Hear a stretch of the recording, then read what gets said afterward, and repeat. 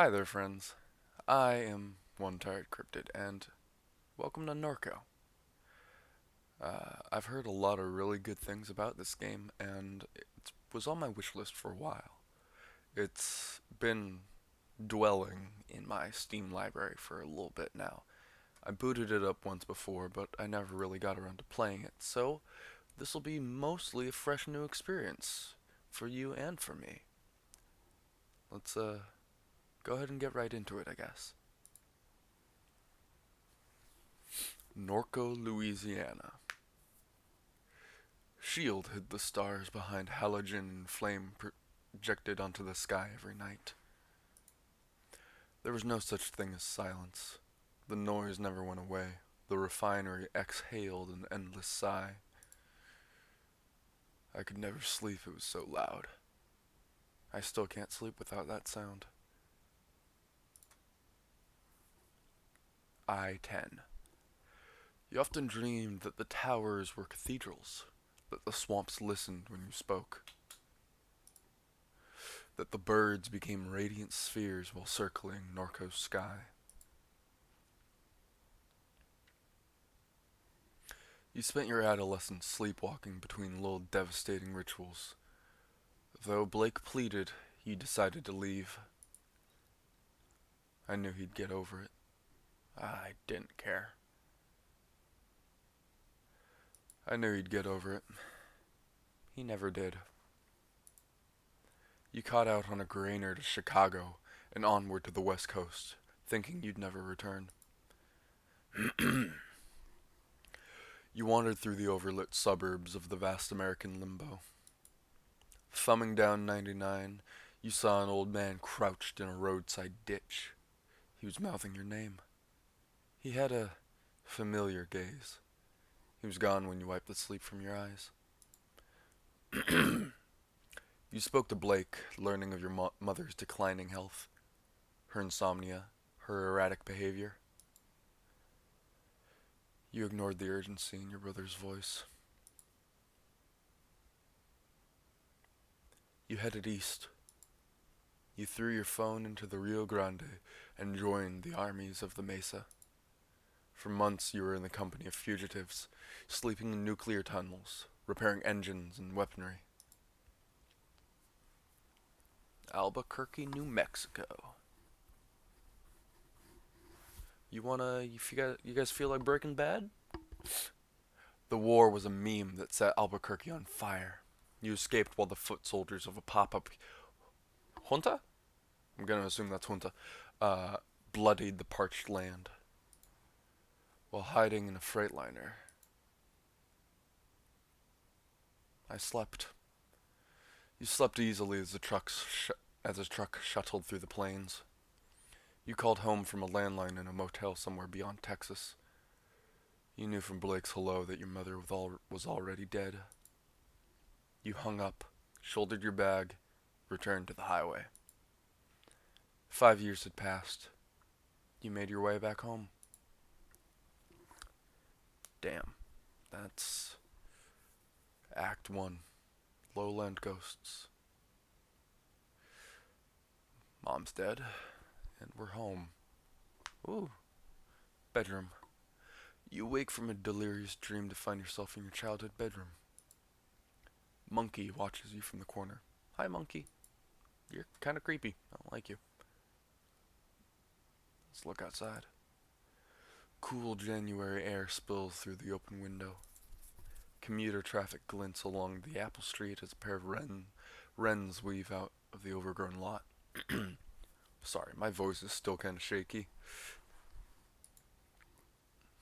Alright, so that's that. I'll check that in a minute. Is that me? Mind map? What's that? Oh. You. You. We're traveling. Our home again? Finished thought. You were traveling through the Midwest, across the Rockies, down the Pacific coast. Down the Pacific coast. Through the Midwest. The freight cars rattled in the cold dusk as you crouched on the grainer porch. Suburbs, fences, traffic, flat country all passing for miles.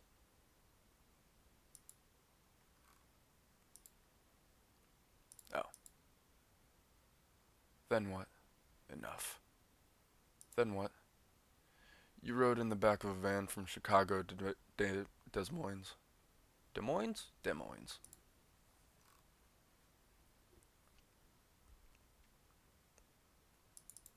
Ah, there we go.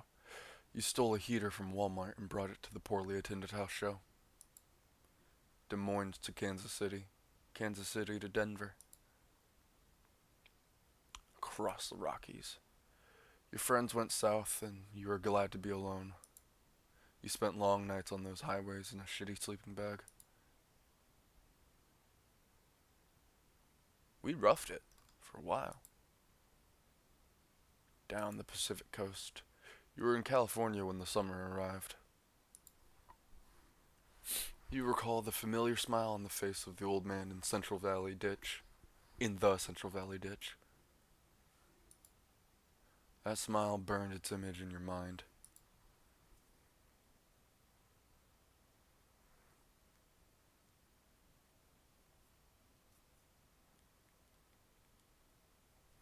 Alright.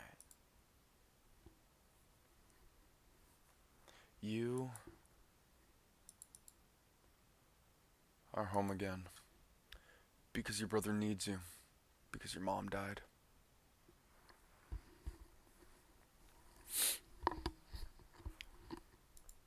You are done with that. I want to learn about the ditch man. The smile of the man who crouched in the ditch of the highway revisits your mind. His head was smudged with Wednesday ashes and mascara ran from his eyes. Oh, that's it? Blake, your brother, is a lot. Younger, reckless, gets in trouble, spends sleepless nights scrolling. Edgelord, sensitive, compassionate, foolish, can't take criticism, always needs money, tries to help those he loves, but often makes things worse. Hey, hold on, wait a minute, am I getting called out? What else? Insecure, dysmorphic, constantly checking his reflection, always seeking validation. Yeah, no, I'm being called out. Was terrified of you leaving, and now he's terrified of you dying. Yes. He needs to get over it. When I think of him, I just feel guilt. No love or anything like it. Eesh. You know, I'm getting the sense that our character does not exactly have the healthiest relationship. Oh, I didn't mean to click that. Your brother is oblivious. Your grandma once said that she didn't expect much from Blake. She said he was short-tempered, oblivious, couldn't focus. Blake was sitting in the chair across from her, staring down at a tablet. After she left the room, you asked him how he felt. I feel fine, he said. Why? Because what Gran said, he responded. He looked confused. What'd she say? Your brother. Yeah, a little oblivious. Catherine. Mom, I assume? Your mom, yep. Just one thought. Your mom died. The cancer ooh. English, is my first language. Counter to what, my vocals might convey. Your mom died. The cancer metastite? That word. Uh, the cancer that worded. It was in her liver, then her lungs, then it was in her brain. She was on chemo. Never finished her third course. At the hospice on Jefferson Highway, Blake said the traffic shook the building. He left before she drew her last breath. Jeez. Alone with the morphine drip and rattling glass. That's how Catherine died. Your mom. Finish that thought. Well, that seems like a really happy, healthy life that he's lived with his family. You assume Million has been keeping the plants alive. Who's Million? Books. Among the books on the shelf is a slim volume called Crisis LARPing. Read? The proto-disaster tourism began almost as soon as the floodwaters left. Punks from across the country ventured into the Ninth Ward, Gentilly, St. Bernard, and finally the East. They curated a theatrical self-portrait of their lives in the ruins. The aesthetics of disaster were central to that emerging milieu. I'm just gonna say words, you guys. You can correct me in the comments. It began to percolate into popular culture. Collapse became the zeitgeist. Wise investors recuperated the experience of disaster. New Orleans became a plastic dystopia, a marketplace for crisis. Yeah, let's look at the flyers. A flyer from a show your friend put on a few weeks before you left town. A fight broke out while one of the opening bands played. I got whipped in the face with a bike chain. I was outside. Considering I just up and joined a paramilitary force while in the Southwest, I'd probably got in a fight. You still have a scar above your left eye. After the show, you and Blake walked the river back to Norco. You watched the sun rise over the grain elevators. Alright, let's look at Monkey. Whoa. Okay, I need you to take 3 steps there, buddy. I need you to 3 steps. Monkey, your best friend, a childhood gift. You spoke with him often when things got difficult, but then you left. He sat here for 5 years collecting dust. 5 years. His eyes fill with anger as he challenges you to return his gaze. Staring Contest Part 1. Glyphs. Glyphs will appear and flash a pattern. Match the pattern to meet Monkey's gaze. Ready? Alright, heads up, you guys. I am a terrible gamer. Yes. Boom, boom, boom, boom. That wasn't too bad. You successfully meet Monkey's gaze with a cool assurance. However, his expression is unchanged. You stare more intensely. Staring Contest Part 2. Rings. Circles will appear over Monkey's eyes. An outer ring will shrink to the perimeter of the circle. Click the circle when the outer ring locks into place. Oh, I fucking have terrible timing. Oh! I did it. Anger melts from Monkey's face. Yeah, let's take Monkey.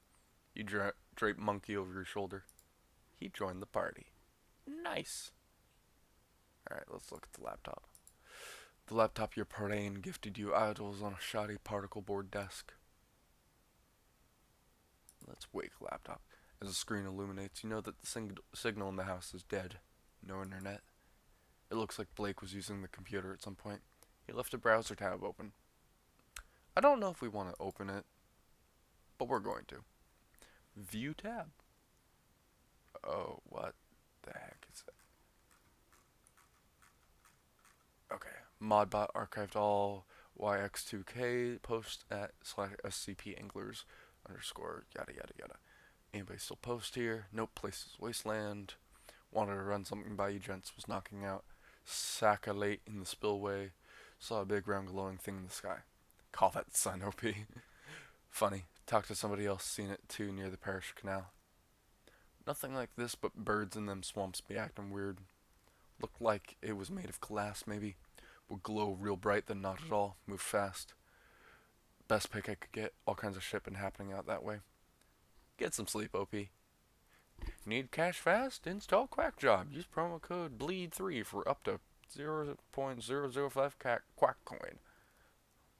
Lol. The fuck kind of name is Quackjob? Just like the name sounds, full of lunatics. App's a way of getting you to join a cult. Worse than them people living in that mall in Kenner. You can't trade that coin they use on hardly any exchanges because everyone knows it's a goddamn Ponzi scheme. Seen this exact thing, OP. Still there? Seen it at the base of the upper suction. Alright. Well, that was interesting. Let me talk to Monkey. Monkey stares at you. You stare at Monkey. Keep staring. He stares with more intensity until his gaze passes through you. You become invisible to him. Keep staring. Little circles of light pool in the doll's tired eyes as they watch the infinite space beyond your being. The air that hangs between your eyes and his is a vacuum of utter stillness. You look away. I think that's everything we can do in here. Let's go to the living room. What's this? Oh, that's the options. Mail, couch, can't interact with Jesus, photograph, laundry, books, outside, television, photo album. Well, I guess we'll start here. A family photo album. Look. Yellowing pages of disposable photographs. Your grandfather, a peculiar look in his face, impossible to read. Your mom staring at Blake through the obscure lighting. He's dressed as a vampire, tugging at someone's waist. Pleated khaki shorts. A photo labeled Duck. Scene of a barbecue on the lakefront. The man at the center points playfully at the camera. His face is obscured. Turn the page and there's Blue. Your father, though you never thought of him that way. An easy smile on his face. A canister of dip shoved into his front pocket. You set the book aside. Mail. A letter from Shield Oil sits atop a stack of the mail. Dear neighbor, please be advised. There will be elevated flaring at the site of our number 5 stack near Good Hope on the evening of Thursday, March 19th. This will pose no health risk to residents. Bullshit. If you have any questions or concerns, please contact the Shield Norco Office of Community Engagement. Interesting. Couch. Memories of sleepless nights, your mom sitting here staring through the window. There was a tension in her demeanor, as if you were interrupting some urgent and obligatory task. You'd continue to the kitchen with no words exchanged. But those nights were rare. I thought she hated me. She was thinking about Blue. She barely knew you were there. Your mom's unfolded laundry. Turn on? You turn on the television. A chaotic distortion of your mother's memories flash before you. Tune in.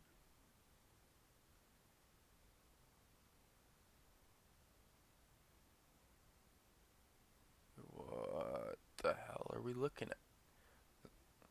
Is that a plant?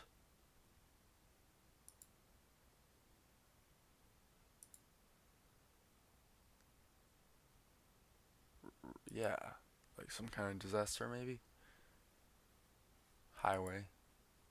Cityscape.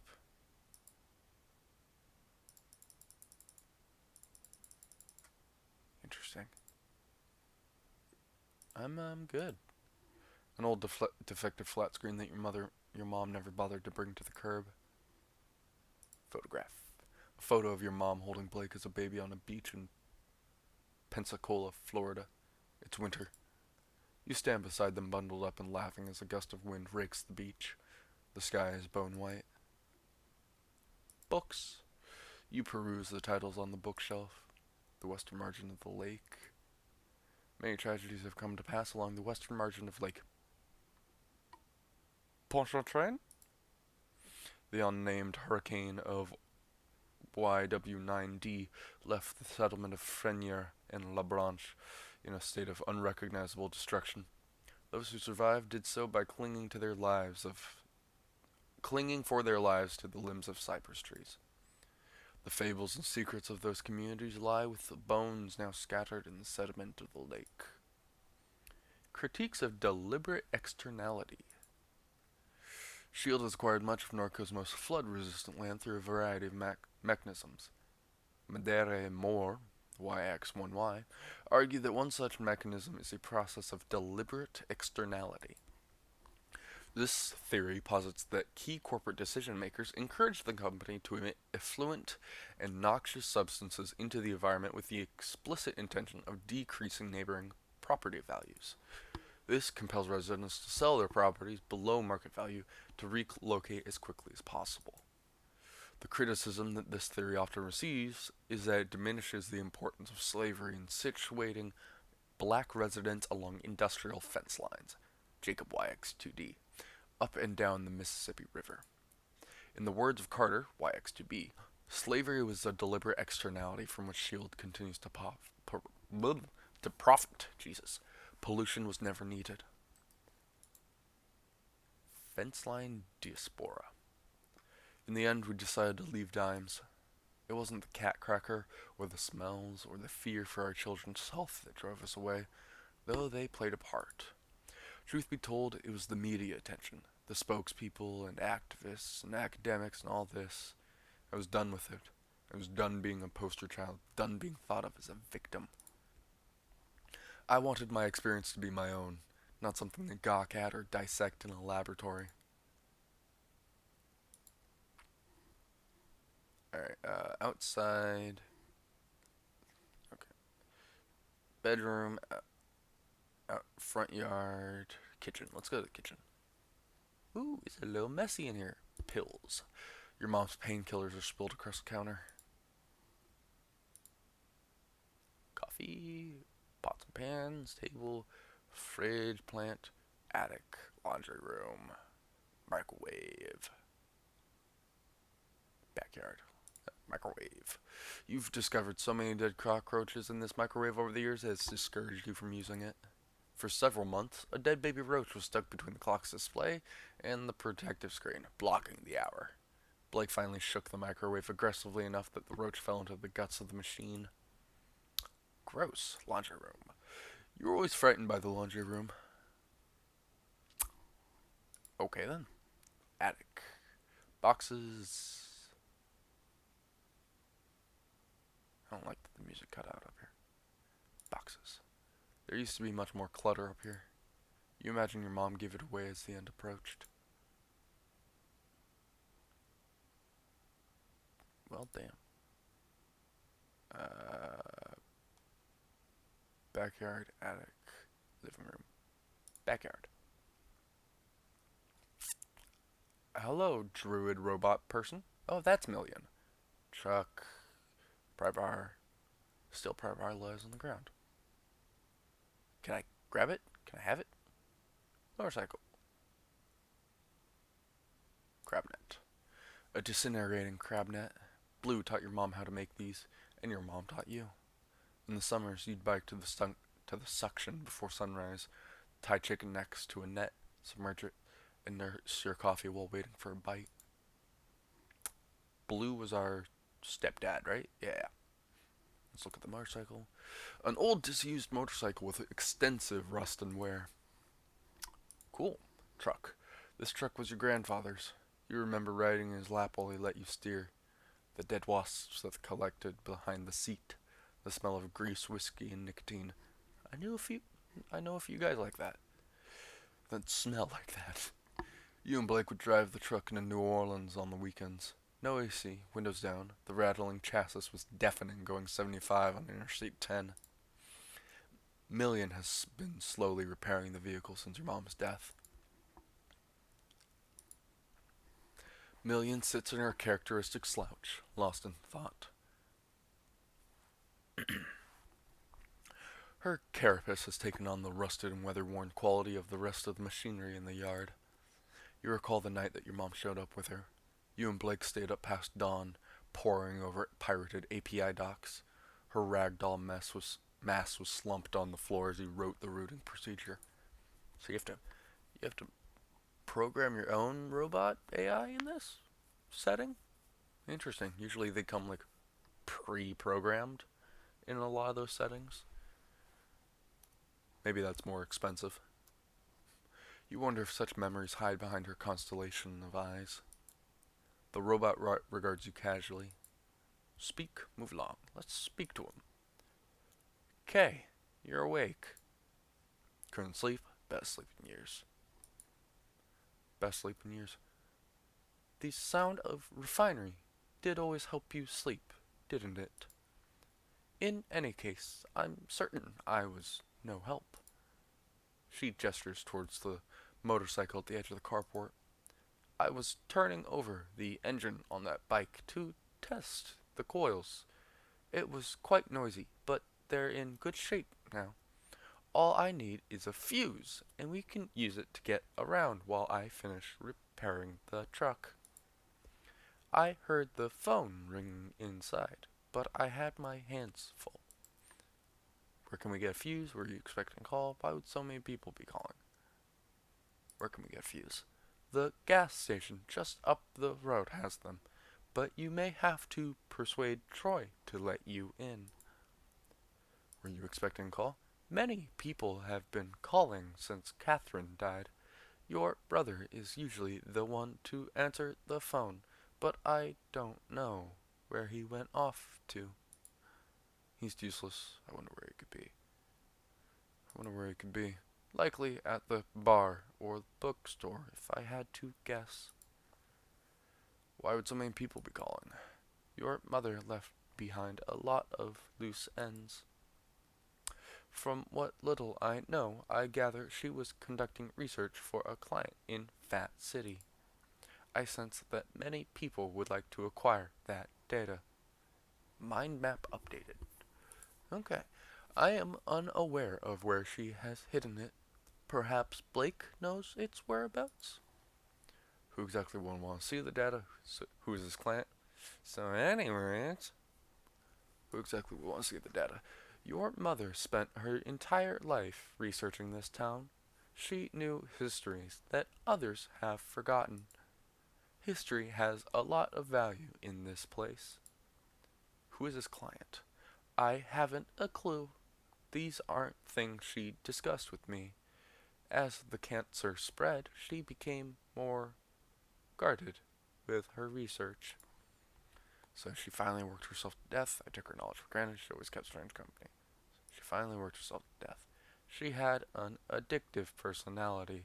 There's no denying that. But she cared about you and your brother more than she was willing to express.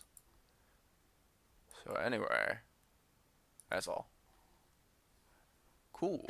Gotta go take a journey to the gas station. Little Mary, a cat, the house, backyard, street. Mary. Walk over to Mary. Hello, Mary. You observe the weathered concrete and flaking paint of the statue. Inspect further, kneel and pray. Let's look at it. The face is especially deteriorated, framed by a system of cracks. Such it. You run your hands along the deteriorating contours of the statue. Aha! It snaps off as if by design. Fucking knew it. Behind the statue's face hides an odd assemblage of electronics carelessly soldered together. At the center of the electronic configuration is what appears to be a card reader. Gotcha. Okay. I'll have to come back for that. Cat. Your mom fed the neighborhood strays. They must be hungry since she passed. Sorry, kitty cat. 3 times this house has flooded. The first flood is barely a memory. Placing your feet on drenched carpet, your mom and grandfather ripping out the sheetrock, sitting in a small RV in the backyard setting dolls on a cluttered table. The second flood, you were 14. The pumping station failed during a heavy rain. You were in class watching the clouds move upriver. You got a text message from your mom. Stay in Destrehan? Destrehan? Destrehan? I'll come get you. For 2 weeks you shared a hotel room with your mom and Blake. She spent all of her days gutting the house. In the evenings, you would sometimes help. The third flood, another pump failure. Your mom hired contractors with the insurance money. She said she was getting too old for it. You were bitter. You blamed her for not selling the house sooner. You stayed with friends in New Orleans. The fourth flood. The fourth flood will follow a slow hurricane, and it will be a calamity. It will leave the entire region submerged as critical levees break. There will be a massive blackout the last weeks. Much of the sewerage infrastructure will be damaged beyond repair. The embattled federal government will do nothing to assist. It will bankrupt the region. Small military enclaves will form along the high ground of the Mississippi River. They will take to piracy and hijack commercial shipping vessels. Private mercenary forces will retaliate in kind. Slowly, industry will flee this hot zone. The old river control structure will collapse from neglect and sabotage. The Mississippi will, again, change its course. Norco, an old abandoned refinery town on a ghost of a river.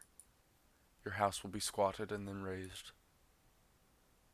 Well, that sounds lovely. Not at all apocalyptic.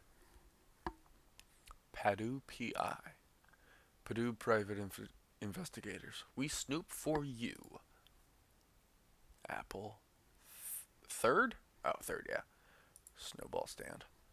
The snowball stand is closed for the winter. Sisters. Little sister. The turtle. He crawled out the trash can. Don't touch him, see? He's dirty.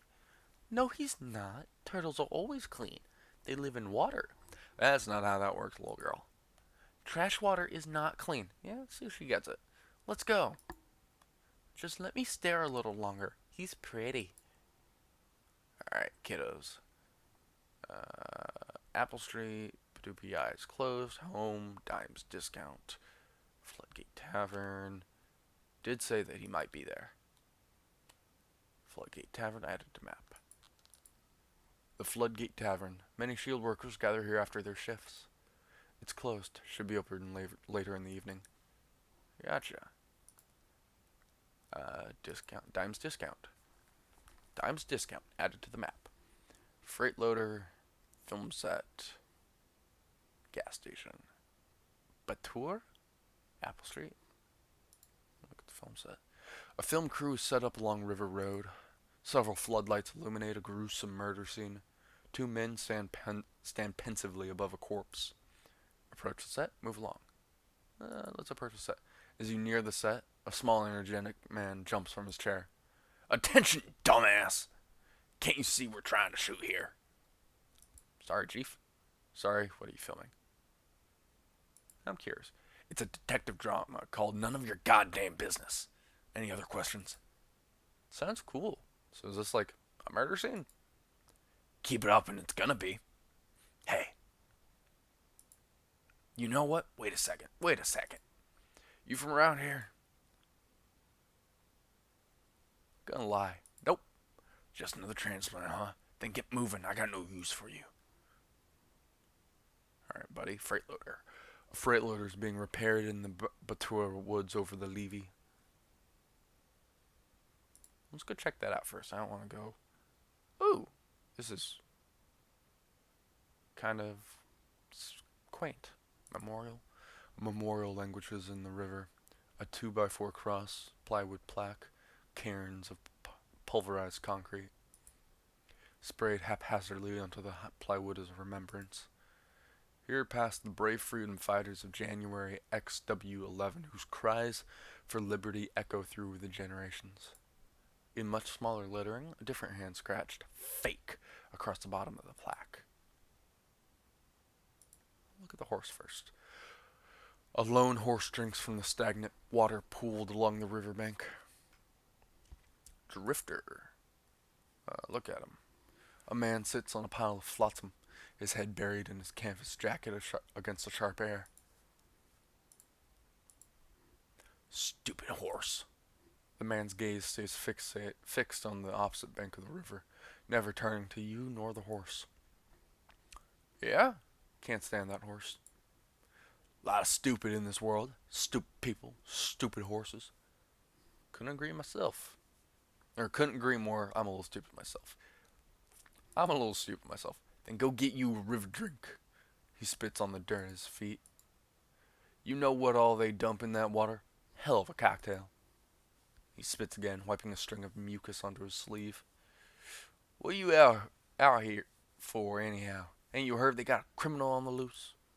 Bringing the law around here, making things hard for the rest of us. Best be sharp, young one. Thanks, Chief. Keep that in mind. Alright, let's go over to the gas station. I can look at it first. So many evenings spent watching traffic pass by this gas station. Little has changed. The neighboring business still sits abandoned. The surrounding streets are quiet and empty. Knock, knock, motherfucker. Well, well, well. Look who's back. Well, ain't you a fella? What happened? Carnival forget you beside the road? And you even brought your little doll. Monkey, we're gonna kick his ass, aren't we? That's cute. Wow, Troy, you look like shit. Back because my mom died. Fuck you, Troy. Not even gonna start with you. How come the rest of your family's so chill, but you so uptight? My mom just died. Thanks. Like you know anything about my family. Bleh. Ain't like Norco some big metropolis. I used to go out to La Branche with Catherine and Blake while you were busy, hell, what were you doing? Bleaching your hair or some shit? And now they got all these clowns like you saying Catherine dead. They wouldn't let her go that easy. You trolling me about my dead mom? Trolling? You're so goddamn sensitive. Can't see nothing around you. Your mom was excavating all along the rim of the lake. She used to pay me to help from time to time, matter of fact. Oh, jeez. Goodness. She needed somebody smart. Uh-huh, right. You're smart, Troy. Whatever you say, buddy. Goodness. Somebody vigilant. Somebody like me. Especially with shields snooping around. Mind map updated again. I seen some wild shit out in them swamps with Catherine. What kind of shit? I don't believe a word of it. What kind of shit? I won't bother telling you about it. Might hurt your brain. And anyhow, this ain't story time. Not letting you in this gas station. Goddamn company that runs this dump did me dirty. They swapped me with an ATM machine for speaking truth. Ain't letting nobody through till I get an apology, very least. That sucks. You clearly deserved it. I don't want antagonism. I want in. That sucks. Don't patronize me with your weak pity. Alright, fuck you. If you really want to get through, go get me some of them pills your brother was selling. That might persuade me. I ain't got time for that shit, motherfucker. I want my goddamn fuse. Fuck you. You joking, right? Trying to get wrecked? Alright then, let's go. Alright, okay, alright.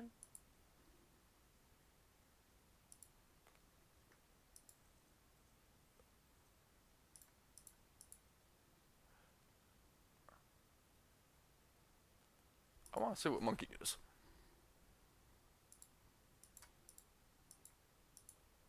Oh shit, okay. Monkey resting.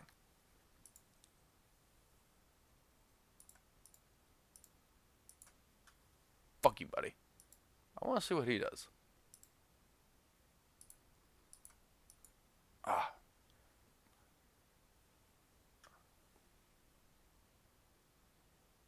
Yeah, fuck you, buddy.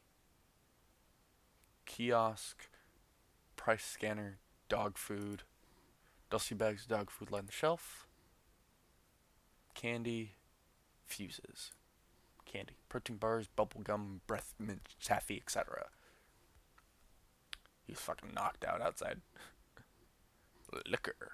You wonder if this place ever started checking IDs? During high school, friends in the city would drive all this way just to get booze. Fuses. Grab one. You grab a fuse.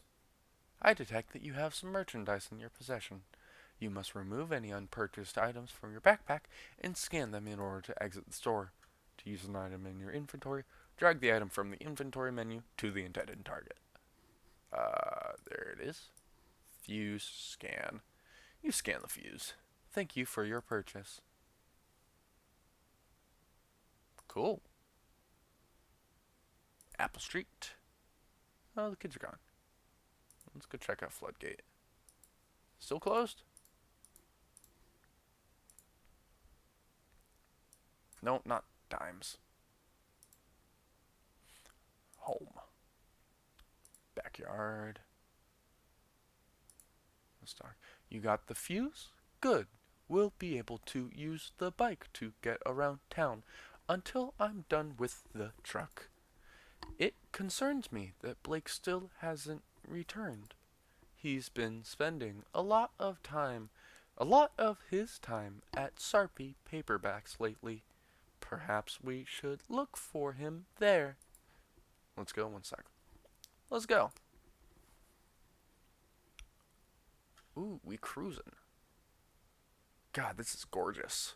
They had an option to add like a CRT style to it, and I clicked that on because you gotta get the vibes. The sky bleeds color you knew as a child. Airline highway passes beneath your feet. Million has joined your party. Interact with party members by clicking their portrait. I don't know why I was half doing her voice, sorry. Interact with party members by clicking their portraits in the party menu. If you're stuck, they may be able to help.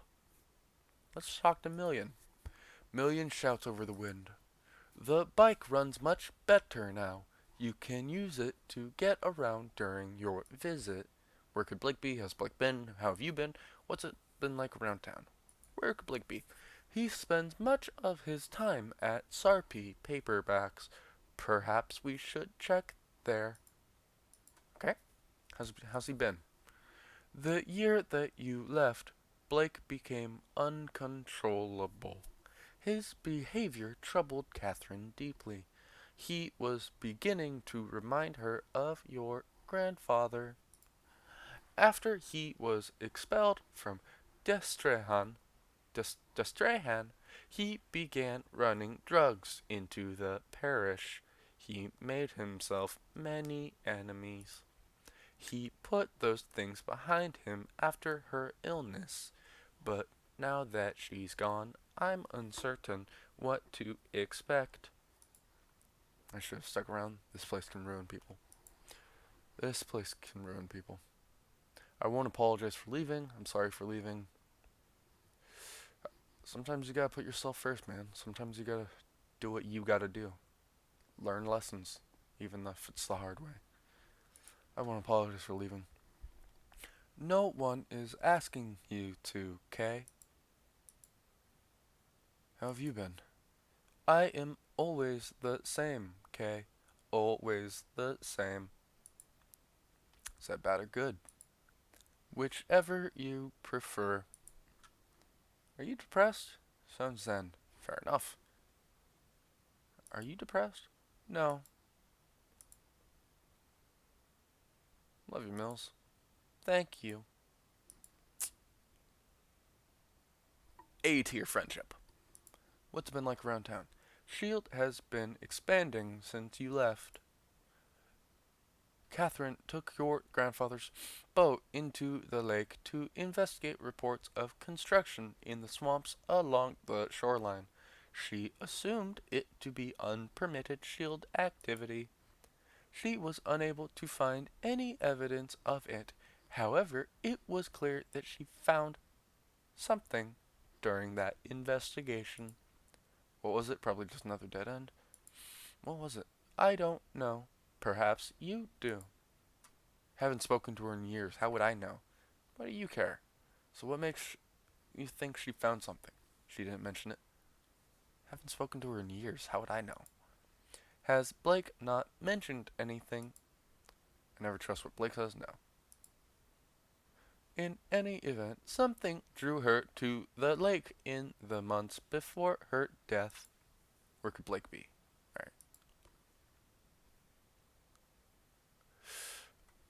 Alright, well, as we get started on our first real chapter of the game, I think that's a good place to end it. So, thank you everyone for tuning in, and I'm excited to see where this story goes. Thank you, and have a good evening. Bye-bye.